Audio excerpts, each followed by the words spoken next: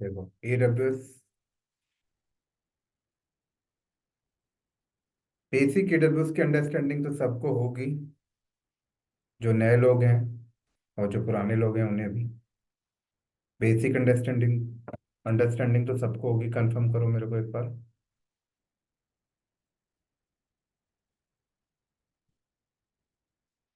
New to AWS. क्या? Just completely new to AWS. New to. जी, और कौन है? Yeah, might be completely new to. ठीक। देखो, अगर हम लोग थोड़ा 5 मिनट AWS के बारे में बताने चाहूँ तो AWS आपका अमेजोन का, AWS stand for Amazon web service. Mute कर लो सब लोग। AWS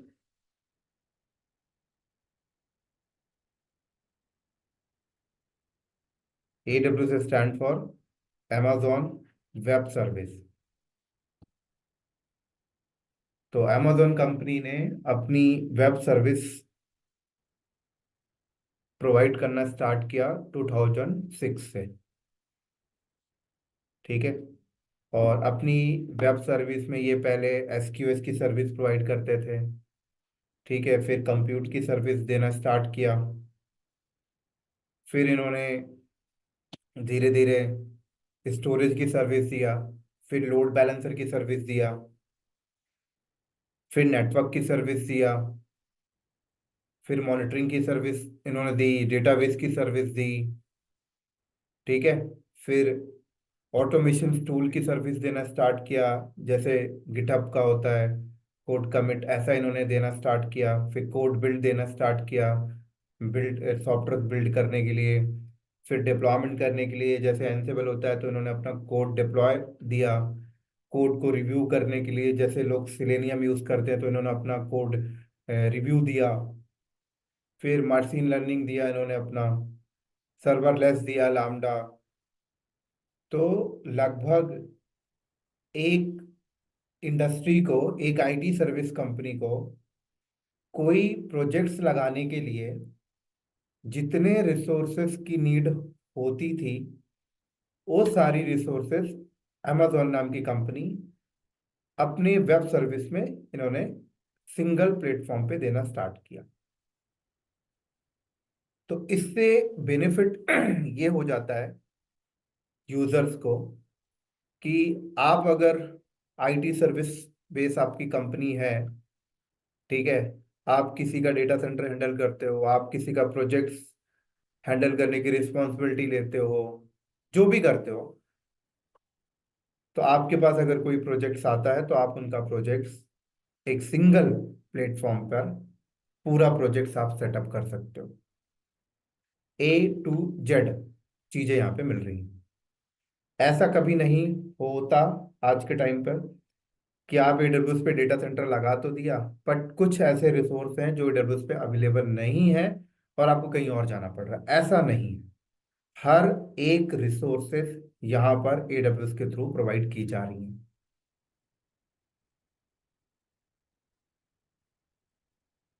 तो जितनी भी कंपनियां होती हैं जिन्हें नया बिजनेस सेटअप करना है, या कोई एग्जिस्टिंग कंपनियां हैं जिसका बिजनेस ऑलरेडी सेटअप है, उनके पास अपने डेटा सेंटर भी हैं बट वो ऑन प्रेमाइसेस है। अब ऑन प्रेमाइसेस डेटा सेंटर पे एक तो मेंटेनेंस कॉस्ट बहुत ज़्यादा लगता है, रनिंग कॉस्ट भी ज़्यादा लगता है। फिर आप देखो तो मैन पावर कॉस्ट भी बहुत ज़्यादा लगता है, क्योंकि एक ऑन प्रेमाइसेस डेटा सेंटर में आपको सारी रिस्पॉन्सिबिलिटी आपकी होती है। तो आप उस हिसाब से मैन पावर भी ज़्यादा रखते हो। उस हिसाब से आप देखो तो मेंटेनेंस कॉस्ट भी आपका ज़्यादा जाता है, हर चीज़ ज़्यादा जाता है।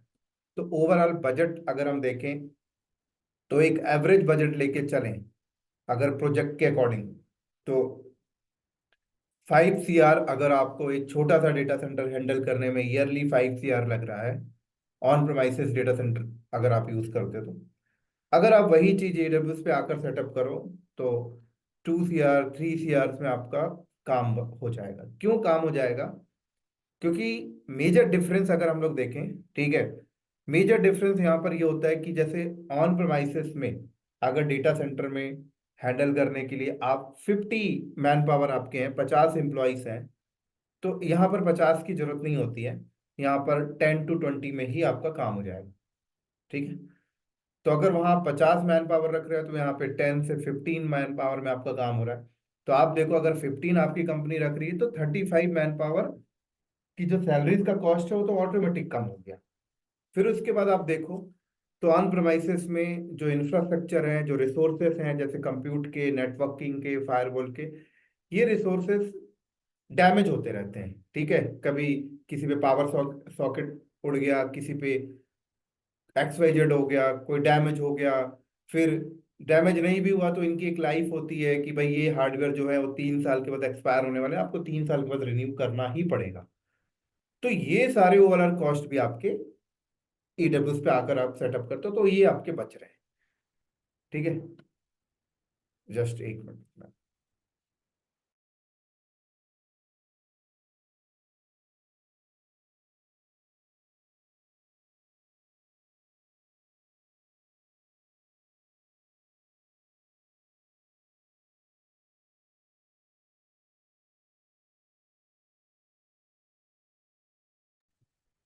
तो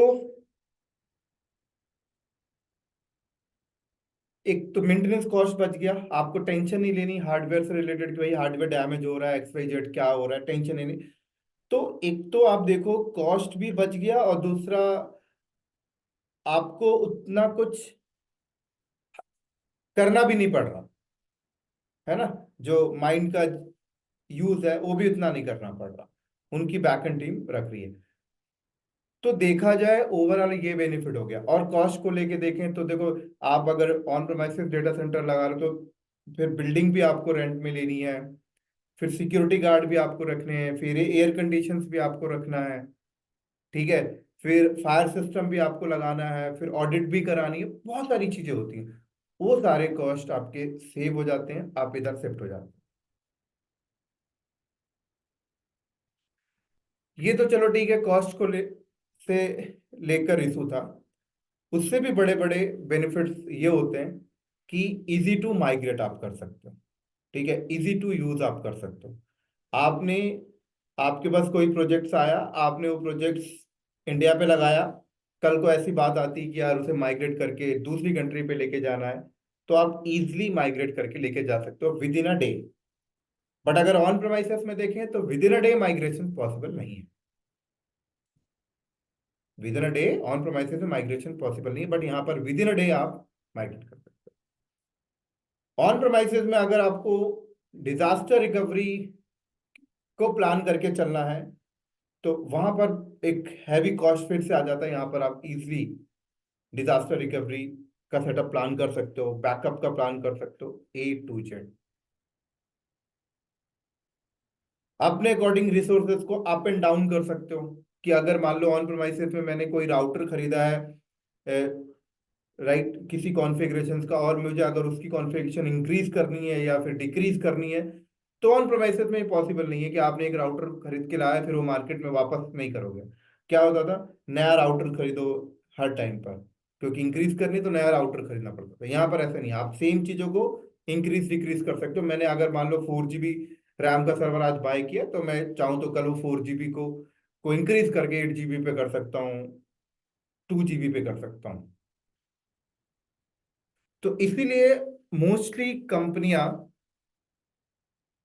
ये सारी बेनिफिट्स को देखकर क्लाउड के साइड मूव करती है। ठीक है, बट एक सवाल यहां पर और आता है कि आप लोग पूछ सकते हो मेरे से कि सर बहुत सी कंपनियां हमने देखी हैं कि वो ऑन प्रोमाइसेस को ही प्रिफर कर रही हैं आज के टाइम पर। आज के टाइम पर वो ऑन प्रोमाइसेस को ही प्रेफर कर रही हैं, वो क्लाउड का सिलेक्शन ही नहीं कर रहे हैं।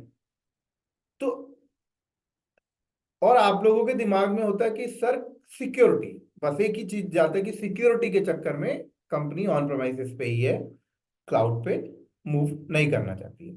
तो सिक्योरिटी ये रीजन नहीं है, ठीक है। बहुत सारे फैक्टर्स होते हैं। पहला फैक्टर्स, तो देखो, सिक्योरिटी को अगर आप ध्यान में रखते हो तो मैं आपको बता दूं, अगर आप AWS पे आके डेटा सेंटर सेटअप कर रहे हो, तो यहाँ पर भी आपके साथ आपके पास नंबर ऑफ ऑप्शंस हैं, नंबर ऑफ कंप्लाइंसेस हैं जो आप यहाँ पे लगा सकते हो, सिक्योरिटी टूल्स आप लगा सकते हो, जहाँ यहाँ पे भी आने के बाद आपका सारा डेटा सिक्योर रहेगा, ठीक है। अगर आप ये नहीं चाहते तो आपके पास और भी ऑप्शंस हैं कि आप अपना डेटा को ऑन प्रेमाइसेस में रख लो, बाकी रिसोर्सेस आप यहाँ पे लगा लो, हाइब्रिड सेटअप आप इंप्लीमेंट करके भी यूज कर सकते हो। दूसरी चीज मैं आपको बता देता हूँ कि इन AWS के ऊपर जब हम लोग जाकर सेटअप लगाते हैं अपना, तो यहाँ पर पूरा गवर्नमेंट के साथ इनका टाई अप होता है, डॉक्यूमेंटेशन होता है भाई, कि भाई अगर हमारे सिटीजन का कोई डेटा इधर उधर होगा तो उसकी रिस्पॉन्सिबिलिटी किसकी होगी। तो ये सारी रिस्पॉन्सिबिलिटी AWS अपने अंडर पे प्रॉपर एग्रीमेंट के साथ इन्होंने सब कुछ किया है। तो ऐसा सिक्योरिटी को लेके इशू नहीं होता है। उसके बाद अगर आप ये देखो कि एक कंपनी है, फॉर एग्जांपल अगर मैं आपको बात करूं, एक गवर्नमेंट बेस्ड कंपनी है, ठीक है, और उन्हें अपनी एप्लीकेशन चलानी होती है, वो अपनी एप्लीकेशन को सेटअप करने के लिए उन्होंने क्या किया, जस्ट एक कॉन्ट्रैक्ट किसी को दे दिया, ठीक है, कॉन्ट्रैक्ट दे दिया NIC कंपनी को कि आप हमारा सेटअप हमारे बिल्डिंग पे लगा दो। तो ऐसा कॉन्ट्रैक्ट आप AWS को भी दे सकते हो, राइट। AWS की टीम वहां पे हैंडल करने के लिए रेडी है। तो सारी चीजें, कई बार ऐसा होता है कि कई लोग क्लाउड पे नहीं जा रहे हैं, उसका रीजन ये भी है कि उनके पास एक हाई स्किल्स नॉलेज नहीं है। हाई स्किल्स नॉलेज ना होने की वजह से भी लोग क्लाउड पे नहीं जाते हैं, ठीक है, क्योंकि उनका डेटा सेंटर कोई थर्ड पार्टी कंपनी हैंडल कर रही है, और वो थर्ड पार्टी कंपनी के मैन पावर के पास कोई हाई स्किल्स नहीं है। तो उस वेंडर को, उस क्लाइंट को हमेशा डिनाई करेंगे कि आप मत जाओ, आप मत जाओ।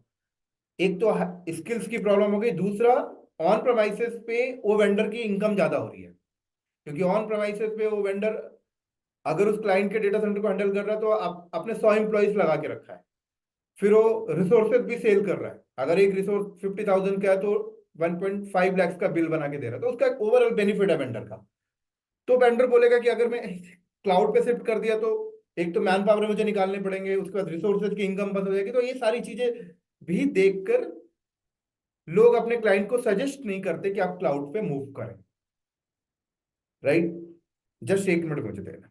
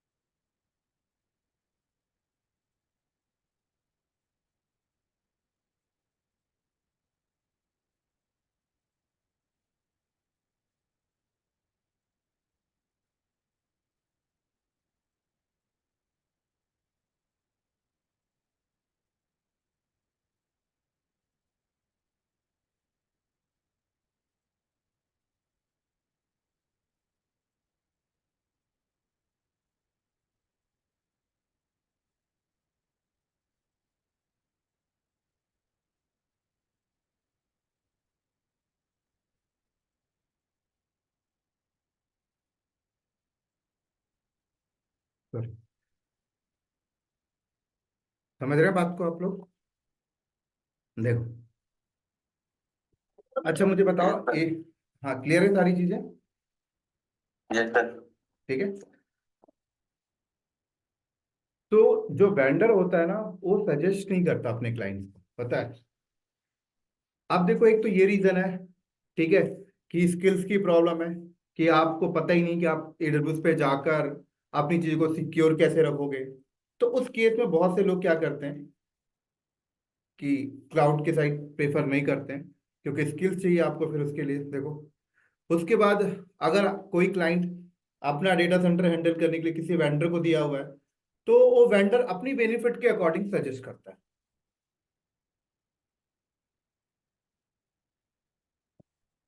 कई बार ऐसा होता है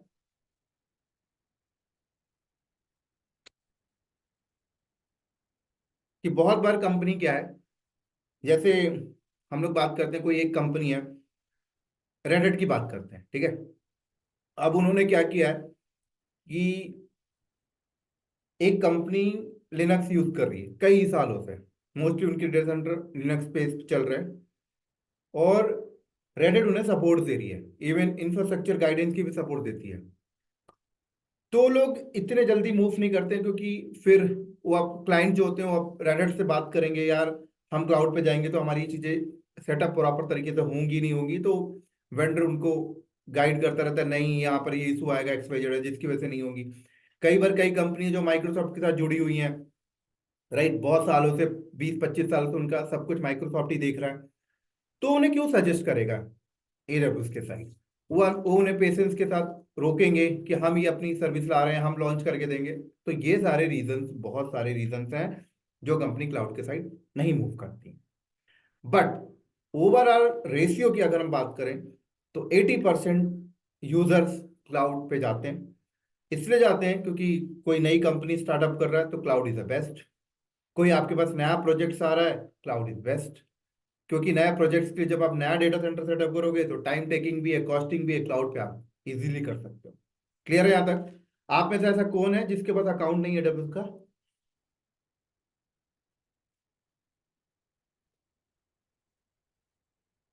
मोनी, आपने कभी पहले बनाया है ही नहीं आपके पास? है ही नहीं। ठीक है, आप अपनी स्क्रीन शेयर करो, मैं आपको गाइड करता हूँ अकाउंट कैसे बनाते हैं, और सब लोग देख भी Sure. लेंगे।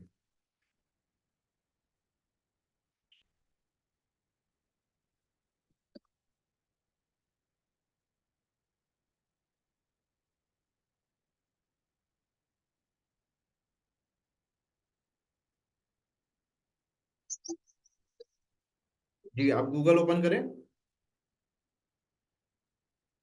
यहाँ पे लिखें AWS login.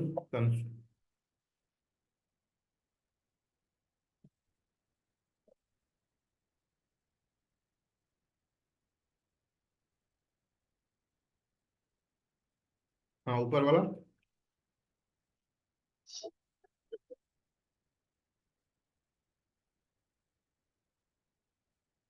Create new AWS account.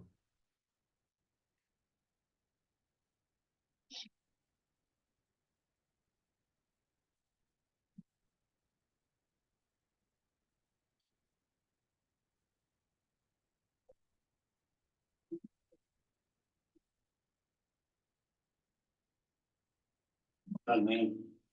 हम्म,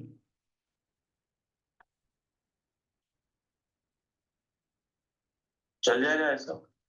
चल जाएगा।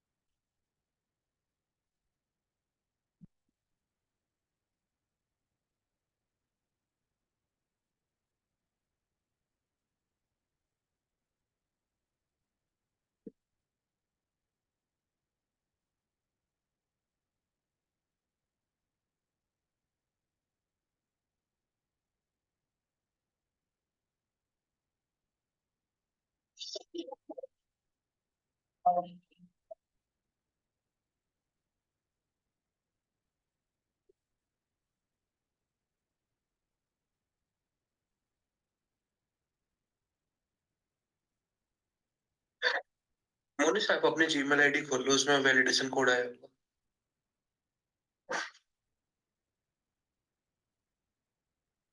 नहीं, ईमेल नहीं आया अभी तक।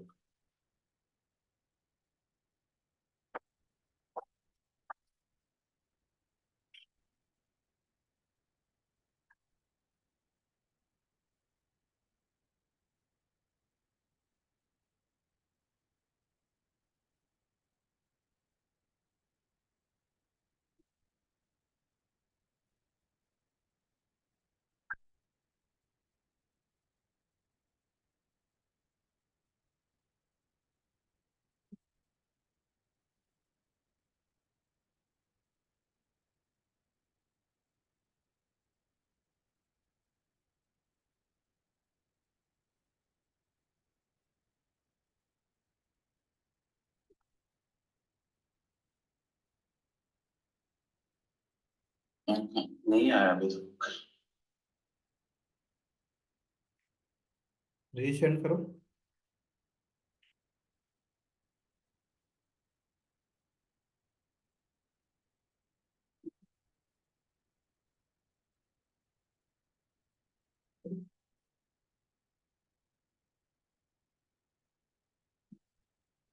आपका कोई वीडियो होगा ना इसके ऊपर, like how how to create AWS account. हाँ हाँ होगा। तो वो शेयर कर देना ठीक मुझे है चलो। प्लीज। ठीक है, शेयरिंग बंद कर दो।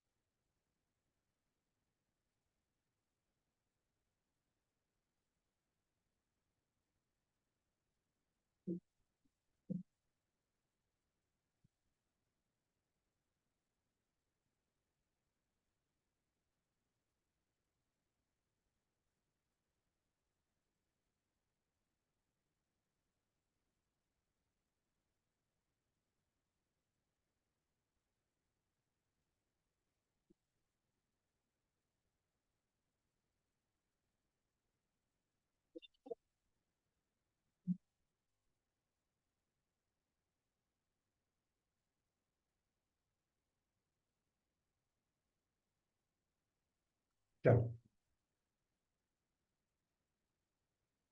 देखो, इनके डैशबोर्ड के बारे में थोड़ा समझो। यहाँ पे आप जाओगे ना, तो देखो अकाउंट के बारे में आ रहा है। ये तो एक तो अकाउंट आईडी है, पता है? आपकी स्क्रीन शेयर में। नहीं है? No sir. अब देखो, यस। देखो ये मैंने इनका अकाउंट लॉगिन किया, ठीक है? यहाँ पे देखो अकाउंट आईडी आ रहा। तो यहाँ पर जब भी आप एक अकाउंट बनाओगे, तो आपको यहाँ पर एक अकाउंट आईडी मिलेगा। कि यूज कब आता है? जब आपको कभी AWS से कोई सपोर्ट वगैरह लेना है, या आप इंफ्रास्ट्रक्चर सपोर्ट प्लान लेके चल रहे हो, तो उस केस में जब आप AWS को कभी के कॉल करोगे या मेल करोगे, तो उनको ना आप अपनी अकाउंट आईडी बता के चलनी पड़ेगी, तभी वो आपको सर्च कर पाएंगे। ठीक है? तो ये अकाउंट आईडी की नीड पड़ती रहती है। अगर कोई आपसे बोलते है भाई आपके अकाउंट की अकाउंट आईडी निकाल के दो, तो यहाँ से निकाल के देना। IAM यूजर इसलिए आ रहा है क्योंकि ये अकाउंट आईडी के अंदर मैंने सब यूजर बना रखे, उससे लॉग इन हुआ है, U3 नाम का। अकाउंट की इंफॉर्मेशन यहाँ पे ऑर्गेनाइजेशन सर्विस कोटा, मतलब आपने जो अकाउंट बनाया उसकी इंफॉर्मेशन यहाँ से आप दे सकते हो। उसके बाद एक ऑर्गेनाइजेशन नाम की टॉपिक होती है जो अकाउंट मैनेजमेंट के लिए यूज करते हैं, वो आप यहाँ से कर सकते हो। सर्विस कोटा, आप AWS पे जब भी अकाउंट बनाते हो, तो जो सर्विसेज हैं उन पे ना कोटा लगा होता है, पता है?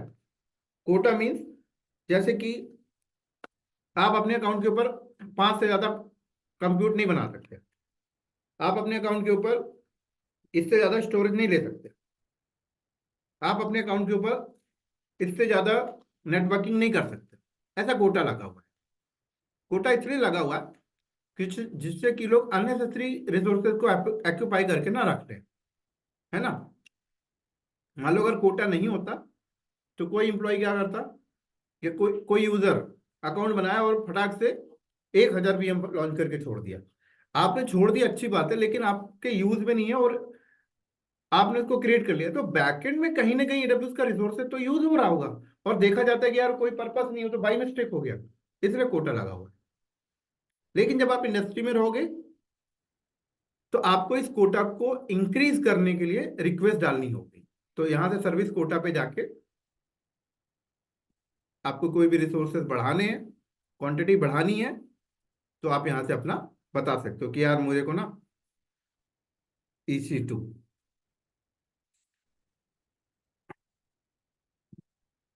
इसका कोटा बढ़ाना है।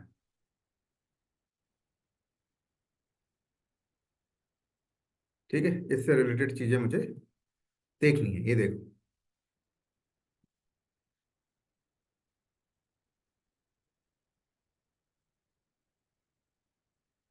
तो यहां से होगा कोटा।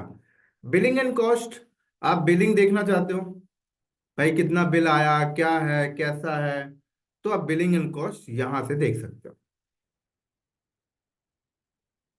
आप अपने बिलिंग के ऊपर थ्रेशोल्ड लगा सकते हो। मेरा IM यूजर है, इसलिए बिलिंग शो करने का राइट्स मेरे पास नहीं है।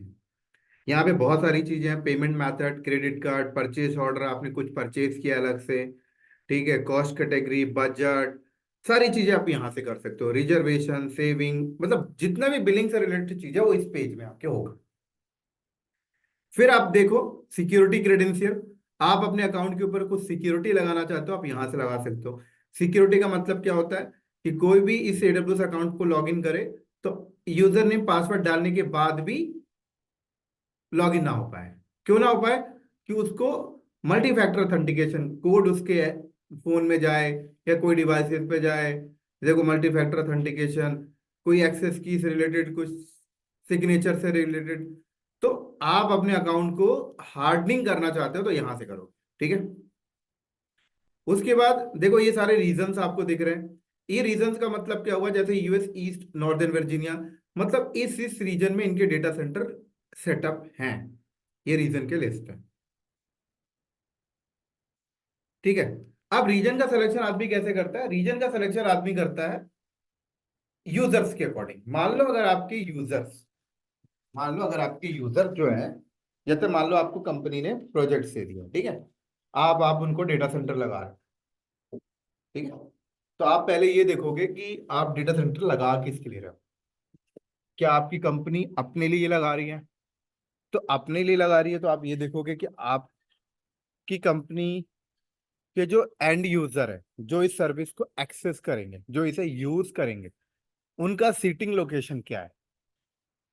ठीक है, उनका सीटिंग लोकेशन अगर मुंबई है या इंडिया है तो आप इंडिया के रीजन में लगाओगे। अगर मान लो उनका सीटिंग लोकेशन US है, कनाडा है, लंदन है, तो आप वहां लगाओगे। तो यूजर की सिटिंग लोकेशन के अकॉर्डिंग रीजन का सिलेक्शन किया जाता है।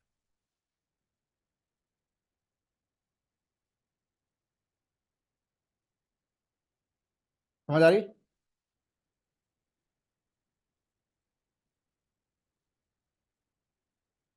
Yes. कोई डाउट?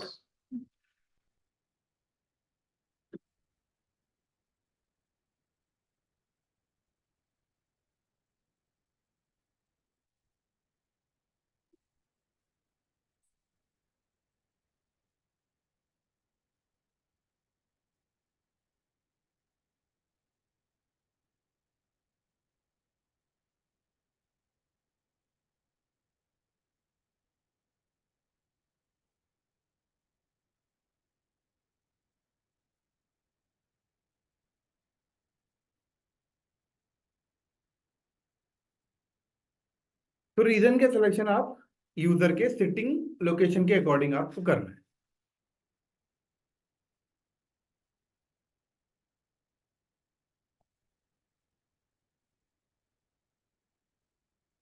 अब रीजन्स के अंदर क्या होते हैं? जोन्स होते हैं। ठीक है, तो ये क्या करते हैं, देखो इन्होंने क्या किया है,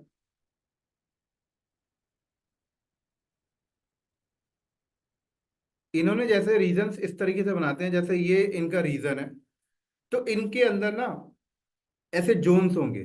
zone 1, zone 2, zone 3, zone 4, zone 5, ऐसे जोन होंगे। और ये जोन अगर आप देखो तो एक एक फ्लोर ले लो, ठीक है, फ्लोर 1, फ्लोर 2, फ्लोर 3, या एक बिल्डिंग ले लो, building 1, building 2, building 3, building 4, building 5। अब इस बिल्डिंग के अंदर इनके डेटा सेंटर होते हैं। डेटा सेंटर कैसे होते हैं? ऐसे होते हैं, रैक होते हैं। क्या होते हैं इसके अंदर? रैक होते हैं, ऐसे। अगर मैं इनको इनकी थोड़ा गूगल पे चल के दिखाऊं।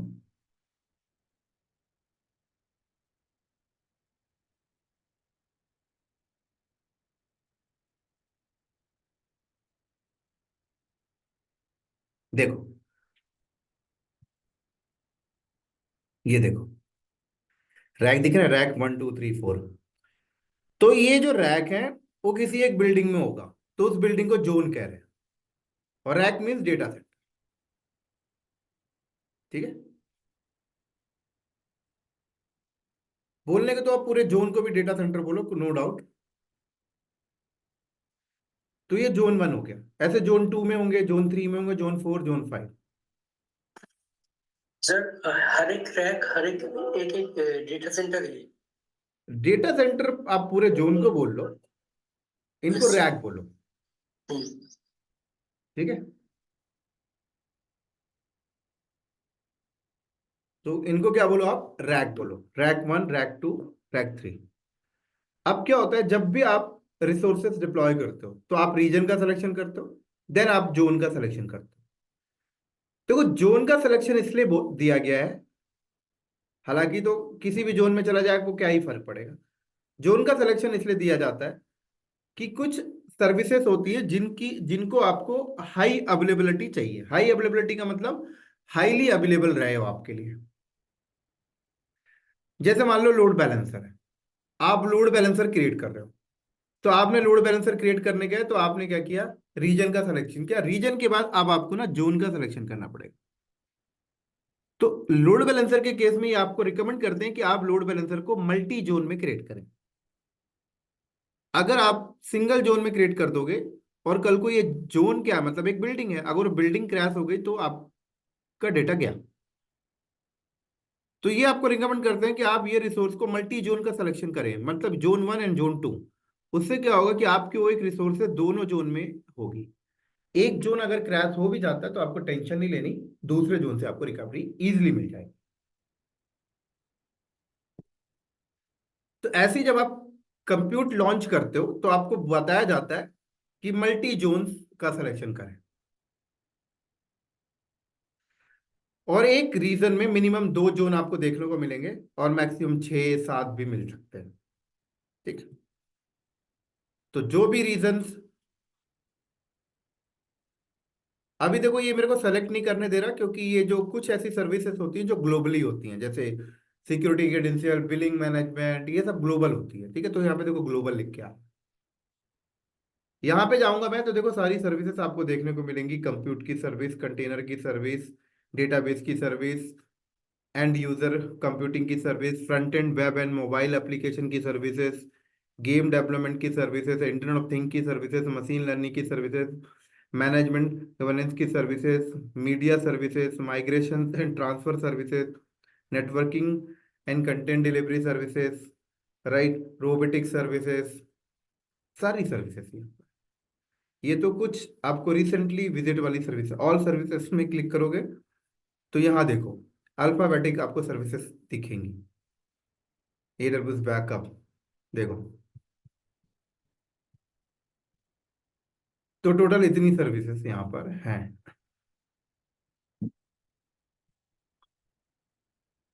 ठीक है। अगर मेरे को यहाँ पर जाना है भाई,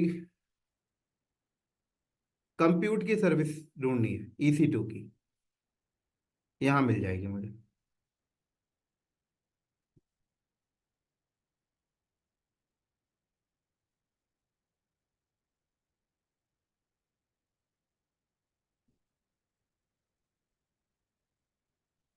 ये रही।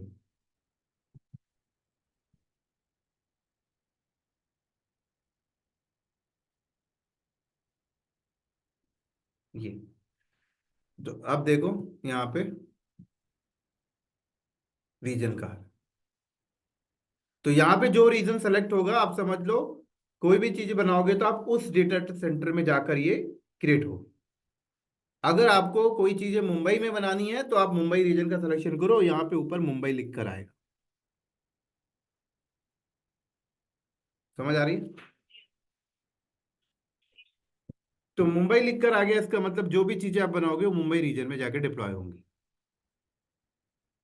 ऐसे सेटिंग में देखो यहाँ पर क्या है, कह रहा है आप अपने ब्राउजर जो है ना, इसको सेट कर सकते हो, डिफॉल्ट ब्राउजर, डार्क या लाइट, ये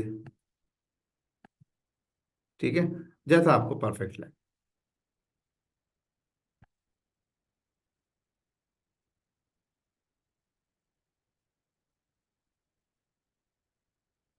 देखो हर रीजन का अलग। क्वेश्चन मार्क में जाओ तो सपोर्ट सेंटर, आप इनसे सपोर्ट वगैरह लेना है तो क्वेश्चन मार्क में जाओ।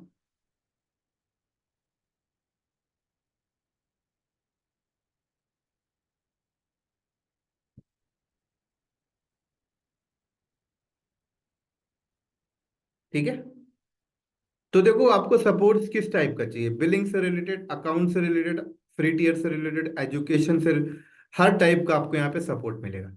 मान लो अगर आपकी कोई रिसोर्सेज परफेक्ट तरीके से काम नहीं कर रही हैं, तो आपकी रिसोर्सेज मान लो ये काम नहीं कर रही हैं, तो आप इनसे टिकट इरेज करोगे। कैसे करोगे, यहाँ देखो आपने सेलेक्ट किया एंड क्रिएट केस। ठीक है, टेक्निकल से रिलेटेड है, आप अपनी सर्विस का नाम बताएं।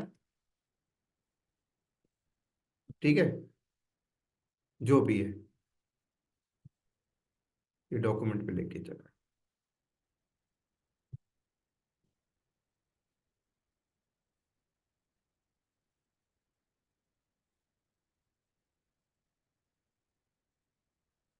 यहाँ पे सेलेक्ट, आपको सपोर्ट प्लान देखना पड़ेगा, आपने कौन सा प्लान लिया है। अभी मेरे पास ऐसा कोई नहीं है, तो ये बेसिकली बताने का मतलब है कि सपोर्ट्स वगैरह आप यहाँ से ले सकते, हर टाइप की। ऐसे डॉक्यूमेंटेशन में आ जाओ तो हर एक रिसोर्सेज के डॉक्यूमेंटेशन आपको यहाँ पे मिल जाएंगे। इंडस्ट्री के अंदर कोई भी रिसोर्स आपको बनाना है, जैसे मान लो मुझे EC2 बनाने, तो अब देखो मुझे बनाने के स्टेप्स नहीं पता। ठीक है, तो यूजर गाइड देखो, ये देखो, ये आपको पूरा बताएगा EC2 बनता कैसे। Setup, use Amazon EC2। देखो क्या कह रहा है, अकाउंट साइन अप करो, क्रिएट की पेयर करो, सारे स्टेप्स आपको बताएगा ये। कंसोल के थ्रू करना है तो कंसोल के थ्रू बता देगा, कमांड लाइन के थ्रू करना है तो कमांड लाइन के थ्रू, हर चीज बता देगा। तो बेसिक बताने का मतलब ये है कि अगर आप लोग के दिमाग में कुछ डाउट होगा कि सर आप क्लास के बाद कोई PDF वगैरह दोगे, तो मैं PDF वगैरह अगर दूंगा भी तो कहाँ से लेके आऊंगा, यहीं से लाके दूंगा, लेकिन जो मैं आपको दे दूंगा वो एक्सपायर हो जाएगा। तो बेस्ट प्रैक्टिस है कि आपको कोई भी डॉक्यूमेंटेशन चाहिए, आप अपना अकाउंट लॉगिन करें और क्वेश्चन मार्क में जाए और यहां से निकाल लें। मान लो मुझे VPC बनानी है तो मैंने यहां पे जाऊंगा और मैं VPC, देखो HTML में चाहिए, PDF में चाहिए, किस में चाहिए, मुझे PDF में चाहिए, यहाँ पे देखो PDF में मुझे दे देगा ये लो, Amazon वर्चुअल प्राइवेट क्लाउड, पूरी बुक आ गई। अब आप PDF मांगोगे, मैं ये डाउनलोड कर करके तो आपको दे दूंगा, आपको लगेगा यार बढ़िया है सर, तो PDF भी दे दिए।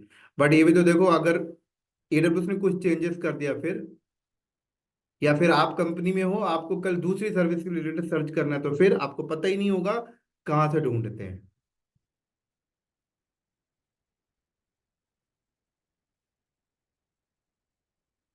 यही है डॉक्यूमेंटेशन। तो बेस्ट है, जो भी चीज चाहिए आप यहाँ से आके खुद अपने अकाउंट पे आए और करें। ट्रेनिंग्स, इनकी ट्रेनिंग्स भी यहाँ पे अवेलेबल है, पता है, फ्री ऑफ कॉस्ट।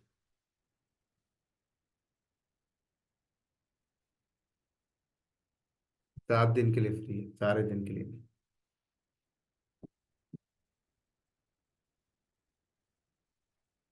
देखो ये अपने ट्रेनिंग्स भी सेल कर रहे हैं।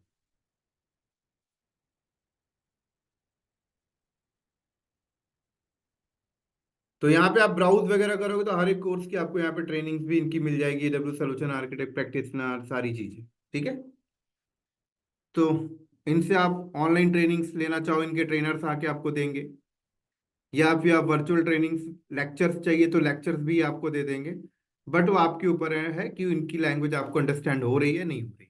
बट हर चीज दिया, मतलब बेसिकली इतना ओपन प्लेटफॉर्म इन्होंने बना दिया है कि कोई बंदा, मोस्टली बाहर के जो बंदे होते हैं ना, बाहर की कंट्री, US के, कनाडा के, वहां के लोग पता क्या करते हैं, जो वहां के नेटिव है, वहां तो इंस्टीट्यूट चलता नहीं है, तो वो लोग ऐसे ही करते हैं, सेल्फ लर्निंग।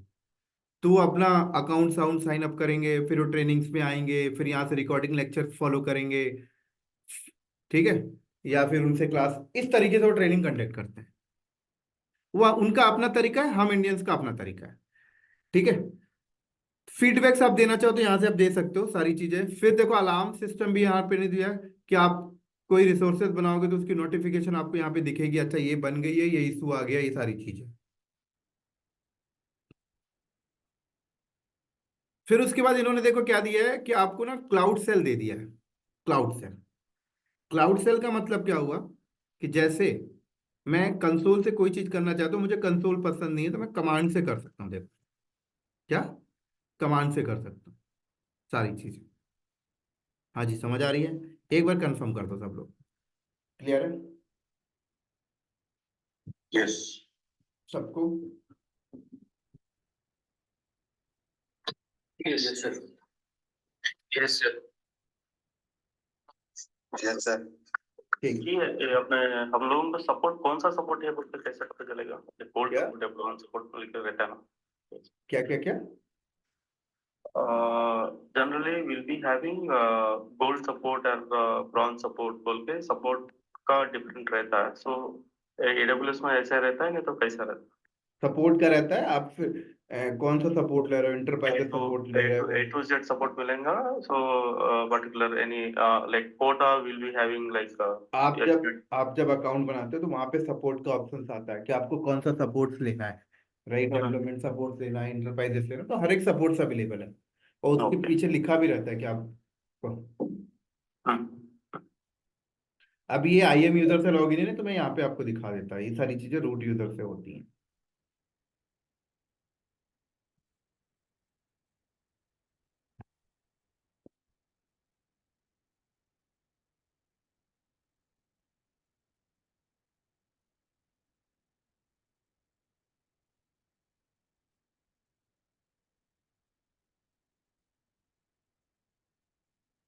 समझ आ गई?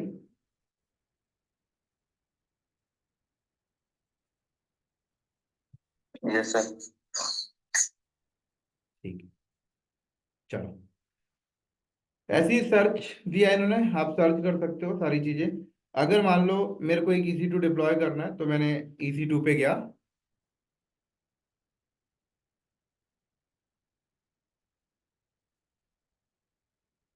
और मैंने किया लॉन्च EC2। तो जैसे मैंने लॉन्च EC2 किया तो सबसे पहले कहता है कि यार आप टैग दे दो, कि आप जो इंस्टेंस बना रहे हो उसको टैगिंग कर दो, जिससे कि आपके बहुत सारे इंस्टेंस अगर आपको चल रहे होंगे तो आपको अपने इंस्टेंस को सर्च करने में इजी हो जाएगा। तो यहाँ पे मैं टैग दे देता हूँ, जैसे डेव इंस्टेंस, ये दे, क्या दे दिया मैंने? Dev instance. कह रहा टैग देने के बाद कह रहा इमेजेस का सिलेक्शन करो। अब इन्होंने रेडी टू मूव इमेजेस बना के रखी हैं कि आपको इंस्टेंस बनाते टाइम, जब आप इंस्टेंस डिप्लॉय करोगे तो आपको OS इंस्टॉलेशन करने की जरूरत नहीं है। उन्होंने रेडी टू मूव इमेजेस बना के रख दी हैं आपके लिए।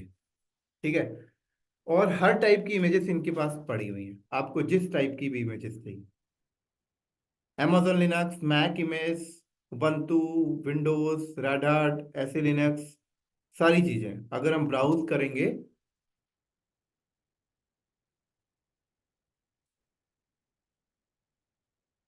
तो ये देखो,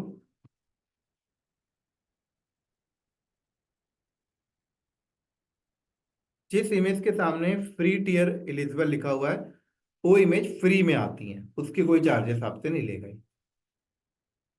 ठीक है। अगर मैं कम्युनिटी एएमआई में आऊं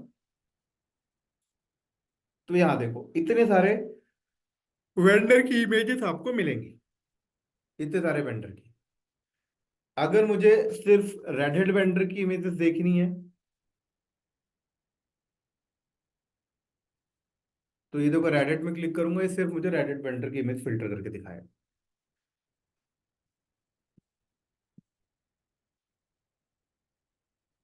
तो एडब्ल्यूएस वालों ने क्या किया, रेड हेड के साथ टाई अप किया है, उनसे इमेज लेके अपने साथ मैप करके रखा है।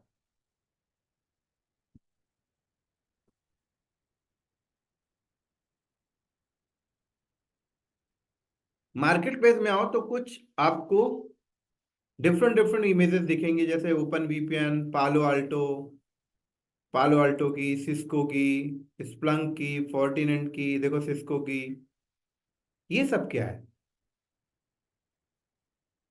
ये वैसी इमेजेस हैं जो मार्केट प्लेस में होती है, जो पेड इमेजेस होती है। अब मान लो आपकी कंपनी का डेटा सेंटर है, आपने मार्केट से एक राउटर खरीद के लाया राउटिंग करने के लिए। आप क्या करते हो, इस राउटर पे आईपी डालते हो, इसको पावर ऑन करते हो और एक सिस्टम लेते हो और उसके साथ कनेक्ट कर लेते हो। ठीक है, क्या करते हो, उसके साथ आप कनेक्ट कर लेते हो। उसके साथ कनेक्ट करने के बाद आप क्या करते हो कि राउटर पे आप ना जाकर आप यहीं से कंसोल लेके राउटर का काम करते हो। तो इन्होंने क्या किया है, बैकएंड में राउटर रखा है, ठीक है, और एक इंस्टेंस के साथ कनेक्ट कर रखा है, और देन उसके बाद इसकी इमेजेस इन्होंने बना के रखी है। क्या बना के रखी है, इसकी इमेज बना के रखी है। और यही इमेज इन्होंने मार्केट प्लेस पे अपलोड कर दिया है। और आपसे कहते हैं कि अगर आपको सिस्को का राउटर चाहिए तो आप ये इमेज अपनी EC2 पे डिप्लॉय करके आप एज अ यूज कर लो।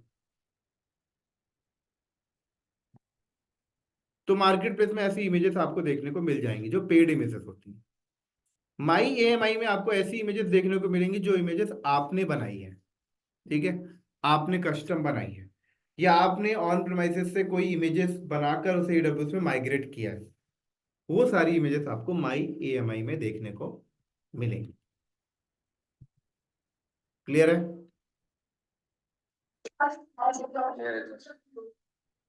मैं क्विक स्टार्ट EMI में जाता हूँ और मैंने बोला कि यार मेरे को ना ये इमेजेस लॉन्च करनी है अमेजोन की। मैंने सेलेक्ट किया,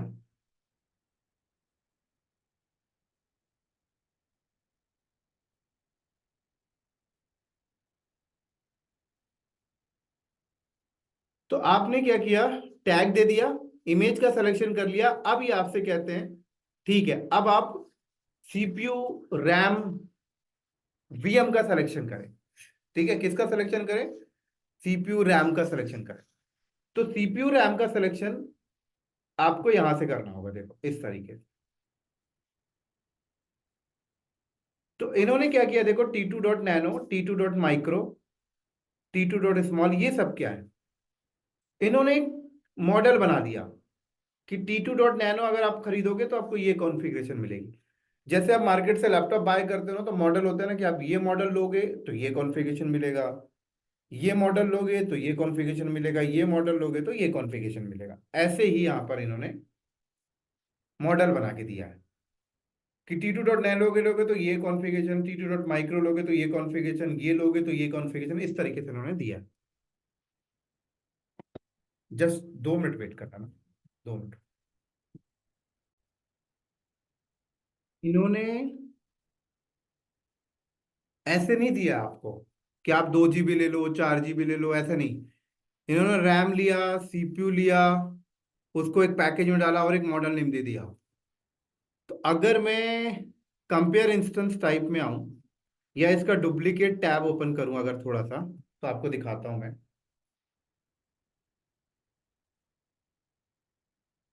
तो ये डुप्लीकेट टैब में मैं इंस्टेंस के सेक्शन में थोड़ा सा जाता हूँ।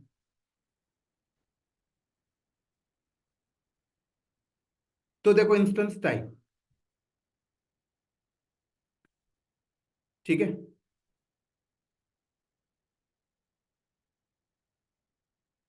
यहां पे देखो इंस्टेंस फैमिली आपको देखने को मिलेगी पहले, देखो। तो इन्होंने पहले फैमिली बनाई, फैमिली के अंदर टाइप बनाया, टाइप के अंदर साइज बनाई। तो जैसे एक इंस्टेंस फैमिली है T2, दिख रहा है? तो T2 इंस्टेंस फैमिली है।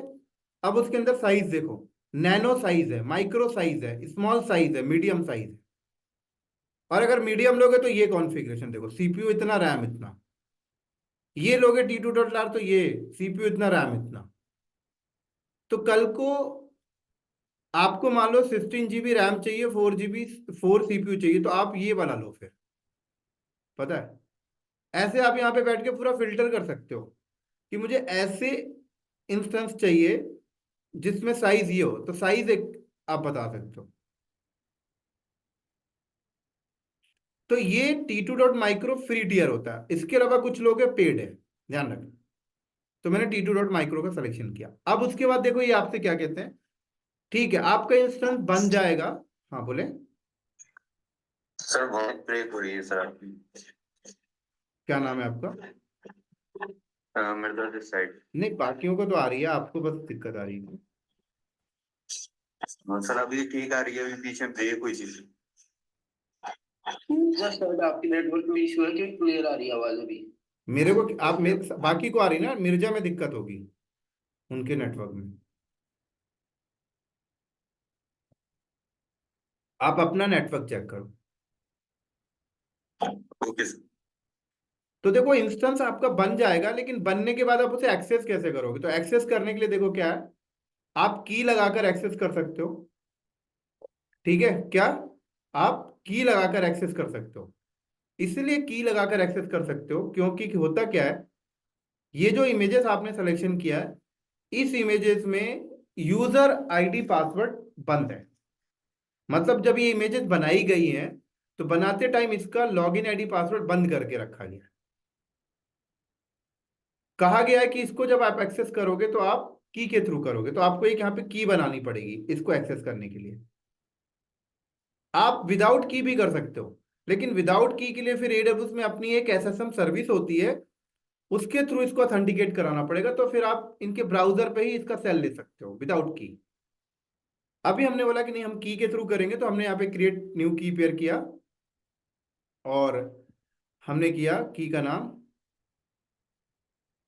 मार्च AWS। एक्सटेंशन डॉट पैम रखो।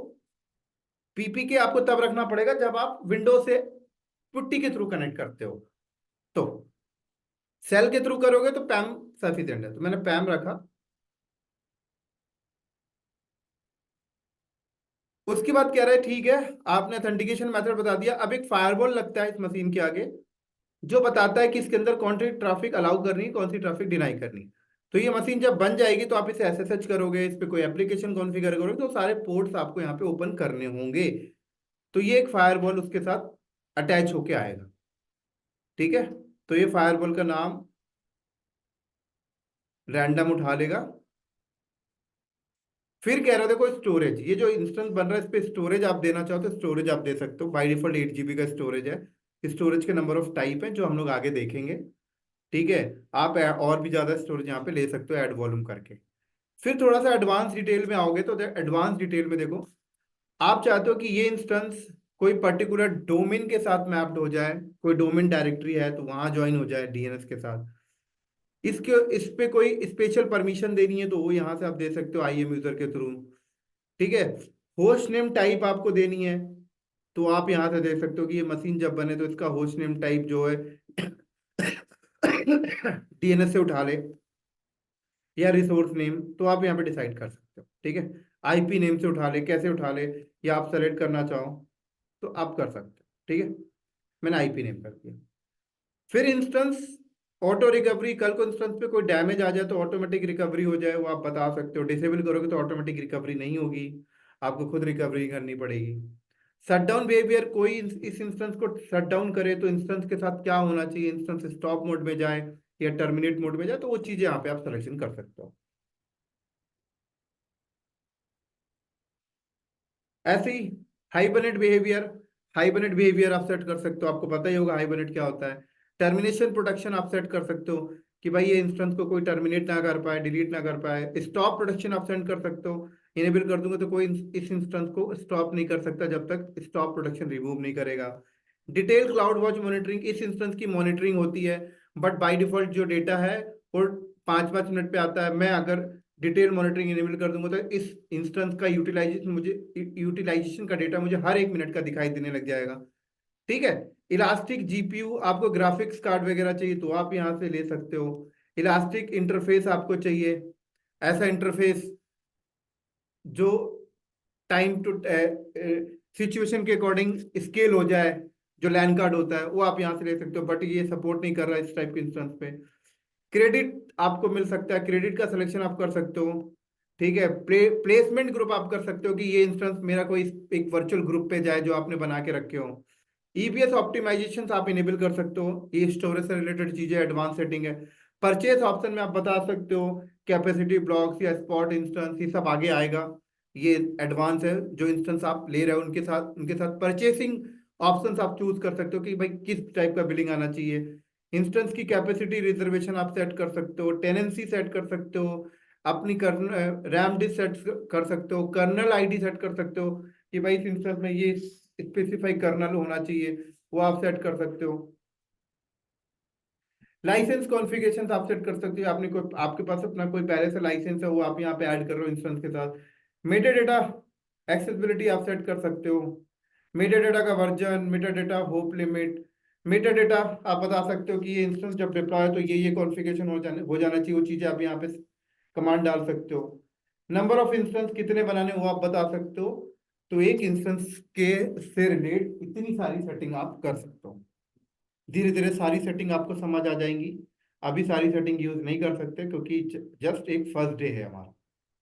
तो लॉन्च इंस्टेंस में क्लिक करते हैं तो ये इंस्टेंस हमारा लॉन्च होगा।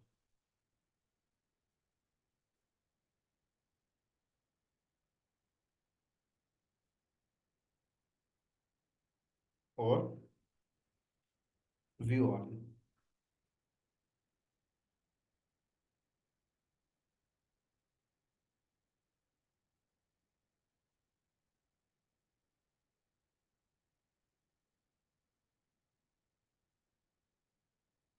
तो ये इंस्टेंस लॉन्च हो रहा है, 2 से 3 मिनट लेगा, फिर आगे का।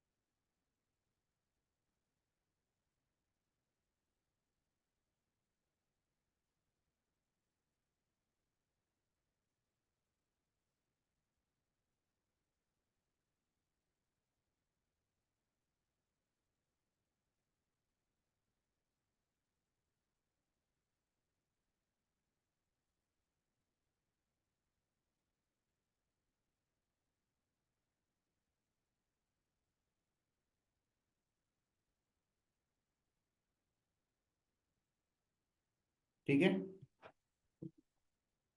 तो ये इंस्टेंस जब लॉन्च होता है तो यहाँ पर देखो, आप देख रहे हो यहाँ पे इनिशियल स्टेज चेक हो रहा है, देख रहे हो, ये इनिशियलाइजेशन। ये दो टाइप के स्टेटस को चेक करता है, मैं आपको दिखा देता हूँ। स्टेटस अलार्म चेक पे आओ। एक सिस्टम स्टेटस चेक, एक instance status check. System status check का मतलब क्या हो गया, ये जो इंस्टेंस है, ये इनकी रीजन के अंदर किसी जोन के अंदर, और ये रैक पे जा रहा होगा, ठीक है। तो ये रैक का स्टेटस देख रहा है कि रैक पे पावर है या नहीं है, इस रैक का वर्चुअलाइजेशन परफेक्ट है या नहीं है, इस रैक का स्टोरेज सही है कि नहीं है, इसका रैम सही है कि नहीं है, वो सारी चीजें देख देख रहा होता है। इसलिए यहां पर स्टेटस को चेक कर रहा है। जब तक ये स्टेटस पास नहीं हो जाएगा, आपका इंस्टेंस लॉन्च नहीं है। अगर ये स्टेटस कल को फेल्ड हो जाता है तो आप समझ लें, आपके पास एक ही तरीका है, इस इंस्टेंस को स्टॉप करके दोबारा स्टार्ट करते हैं। तो वो क्या करेगा, फिर वो दूसरे रैक पे ट्राई कर लेगा, ठीक है। दूसरा स्टेटस क्या है यहां पर, इंस्टेंस स्टेटस चेक। अब ये देखता है इमेजेस से रिलेटेड, जो आपने इमेजेस सिलेक्शन किया वो सही है कि नहीं, ठीक है ना, वो चीज देखता है। तो जब तक ये पास नहीं हो जाएगा तब तक आपका इंस्टेंस सक्सेसफुली लॉन्च में नहीं आएगा। तो जब तक इसको वेट करो हमेशा, ठीक है।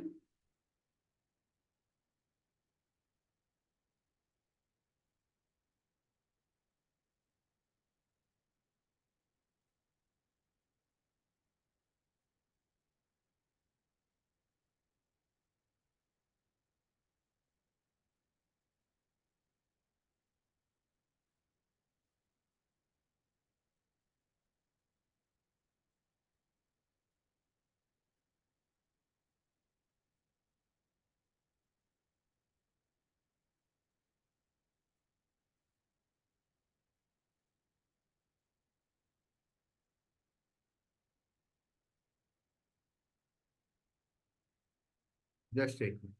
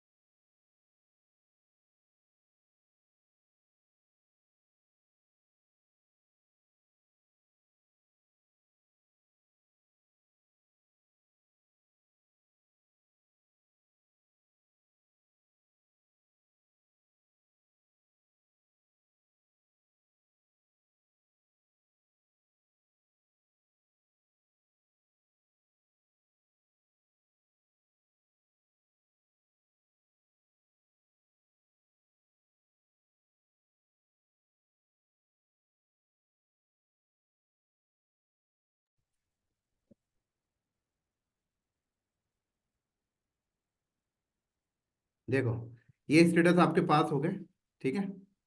अब आप इसको एक्सेस कैसे करोगे, तो ये पब्लिक आई मैंने यहाँ से मैंने कॉपी किया, अपने लैपटॉप का कमांड प्रॉम्प्ट ओपन करता हूँ। देखो, ये कमांड प्रॉम्प्ट मैंने ओपन किया, मेरी की जो डाउनलोड किया था वो कहाँ गई होगी, डाउनलोड नाम के फोल्डर पे। तो मैं डाउनलोड पे गया और SSH-i मार्च नाम से था, ये रहा। User name by default user EC2 hyphen user है। ये यूजर नेम डिपेंड करता है कि आप इमेज किस टाइप का सिलेक्शन कर रहे हैं। अगर आपने इमेज उबंटू लिया तो उबंटू आएगा यूजर नेम, amazon लिनक्स लिया तो EC2 हाइपन यूजर आएगा, अगर आपने मान लो सेंटोस लिया तो सेंटोस यूजर नेम आएगा। उसके अकॉर्डिंग देख लेना, उनके डॉक्यूमेंटेशन में लिखा होता है। तो मैंने अभी amazon लिनक्स लिया तो मैंने क्या किया, ठीक है, EC2 हाइफन यूजर लिखा। अब देखो ये मशीन को मैंने एक्सेस कर गया, देखो। अब मैं चाहता हूं यार बार बार मैं इसे की के थ्रू एक्सेस ना करूं, आईडी पासवर्ड से करूं। तो आप ना इसको सेट कर लो, एस sudo करके रूट पे चले जाओ, ठीक है। इतनी लिनक्स तो देखो सबको आती होगी। उसके बाद मैंने क्या किया, पास wd और रूट यूजर का पासवर्ड अपने अकॉर्डिंग सेट किया। और उसके बाद मैं इनकी SSH कॉन्फ़िगरेशन फाइल पे जाऊंगा, SSHD,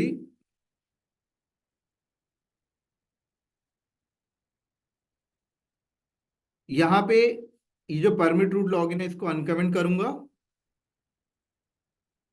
और ये पासवर्ड ऑथेंटिकेशन जो नो है ना, इसको एस करूंगा, मतलब मैंने ओवरराइट कर रहा हूँ सेटिंग को, इमेज की। उसके बाद एक कमांड मारूंगा, systemctl रीस्टार्ट SSHD। बस अब देखना मैं यूजर नेम पासवर्ड से एक्सेस कर लूंगा।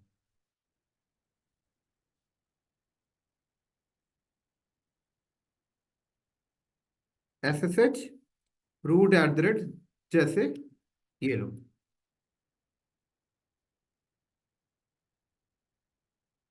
देखो।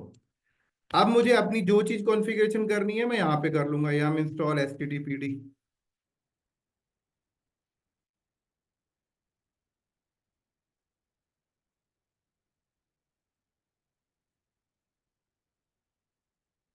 फिर मैंने यहाँ गया,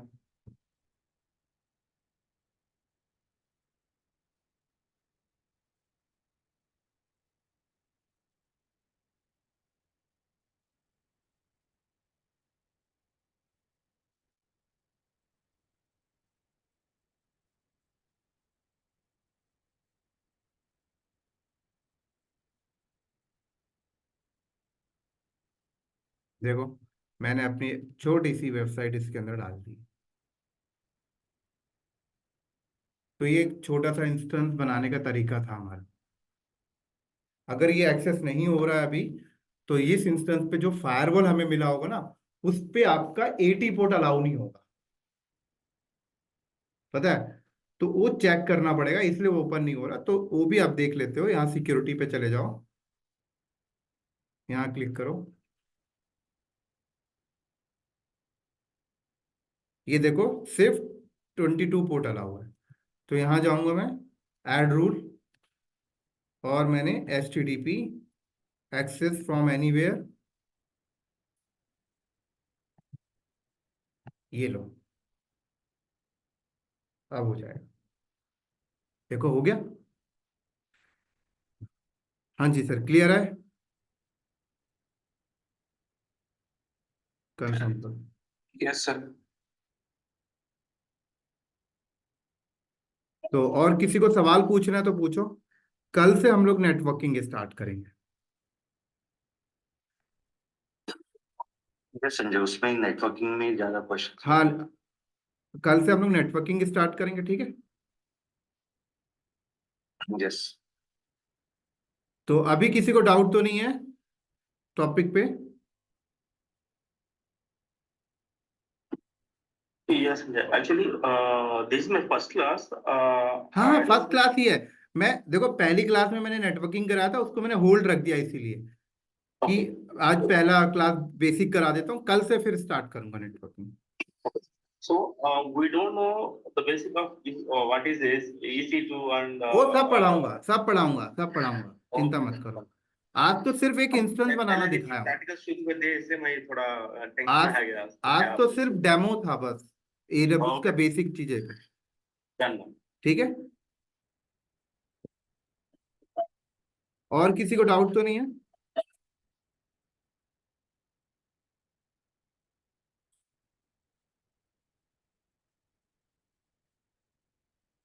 तो इतना प्रैक्टिस करो, कल मिलते हैं हम लोग, ठीक है? ड्रॉप करता हूँ अभी मैं। सर रिकॉर्डिंग शेयर करें। हाँ, रिकॉर्डिंग अपलोड करता हूँ। Thank you. Thank you. Thank you sir. Thank you.